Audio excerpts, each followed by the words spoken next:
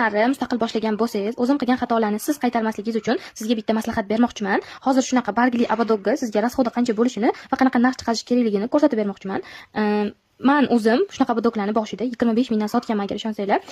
Men plyus o'rniga minusga kirib ketganman. Nimaga? Hozir buni hisoblab ko'ramiz. Bu yerda 16 ta barg olganman. 16 ta bargim 10 ming bo'lgan. Abadog 1000 so'm. Mana bunaqa shisha tosh 100 tasi 15 ming turadi. Xo'p, 11 ming, 15 ming, 26 ming bo'ldi. Mana bunaqa aprava toshimiz, bu pachkasi 25 ming turadi. Bundan ishlatsam 50 ta ishlatishim mumkin ko'pi bilan.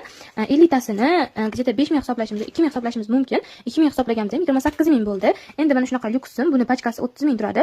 30 minglik simdan 1000 so'mlik ishlatishingiz mumkin. Deyarli bunga ko'p so'm ketadi chunki 1000 so'mlik ishlatdingiz deylik va mana bunaqa kley 15 ming turadi. Buni ham 1000 so'mlik ishlatganingizda 2 ming. Xullas shu abadogimiz rasxodi 30 mingga aylandi. Lekin men shu abadogni 25 mingga sotganman. Hozirgi kunda ham lekin abadog unaqa qimmat sotmayman. Ustiga attiga 5 ming so'm qo'yib 35 mingda sotaman. Ya'ni qo'l haqqi men uchun 5 mingdan qoladi qizlar.